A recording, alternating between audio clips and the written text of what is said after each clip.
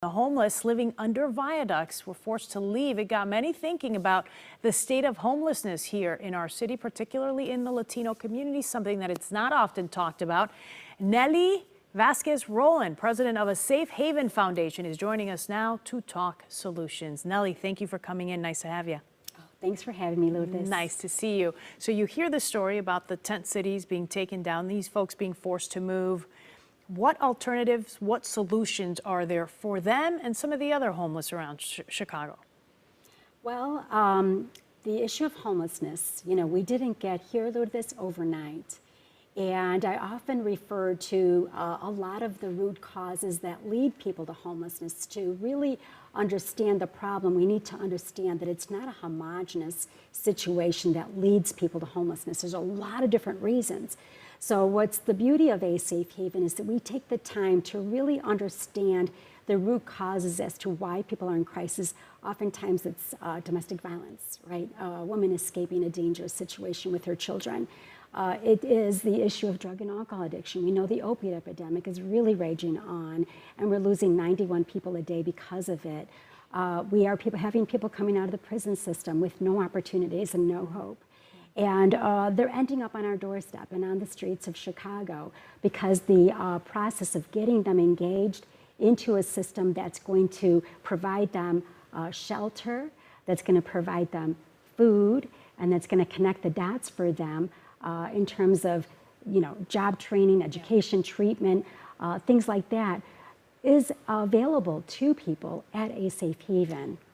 Nelly Vasquez-Roland, you have been a name that people know around the city. You've been instrumental in tackling this issue of homelessness.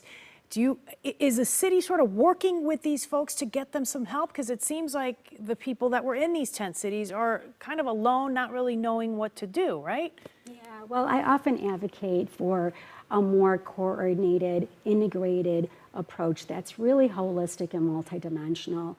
There's a lot of well-intended programs out there, but the reason we founded a Safe Haven back in 1994 was what frustrated us as people that were just trying to give, to help an organization, is that we found it very difficult to find a place that could be really turnkey, right? So if you walk in the door, it's a one-stop shop. You're getting a roof over your head, you're getting 3 meals a day, and on top of that, you're getting access to treatment or job training, all the things that you need to really get your life back on track. Yeah, so that is what's unique about a Safe Haven, is the fact that we thought about this really broader, at the time, as a macro issue in terms of what are the systems that are out there, how can we connect those funding streams in a way that's going to be seamless and easy for people to walk in the door, get everything they need, and get plugged into society with a job and permanent housing that they can afford to live in. And on top of that, be able to reunite with their families and things like that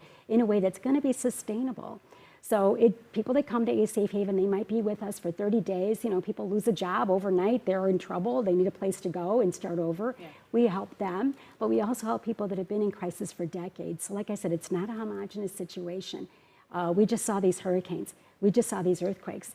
There's going to be people left behind that will not have a place to go. Right, and believe it or not, I see the catastrophic situations that happen in the people's lives right here in Chicago happen every day.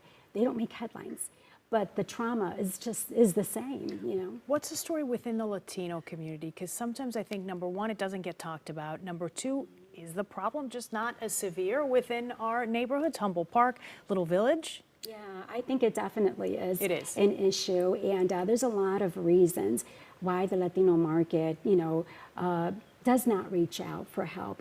First of all, as a culture, we're a very warm and inviting culture, and I know growing up, we often had people, family members or people from, situations that needed a hand up, and, there was always an extra couch or somewhere where people can stay.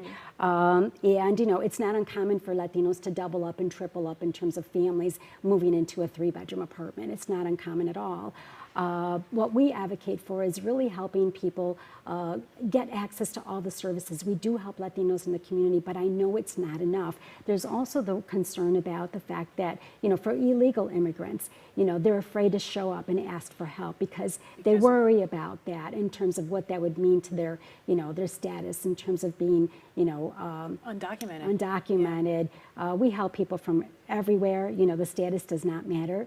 The good news is we have private funding and we have other funding that allows us to help pretty much anybody that's in crisis, Okay. Nellie, with the Safe Haven Foundation, telephone number and website, where can people go? Well, for anybody that's out there that's in crisis, that knows someone that he has any of these types of problems, please reach out sooner than later. The number is 773-435-8300, and do ask for intake. It's 773-435-8300. The website is asafehaven.org. And I do want to mention, for those that really want to get involved, please join us at our upcoming gala on November 4th.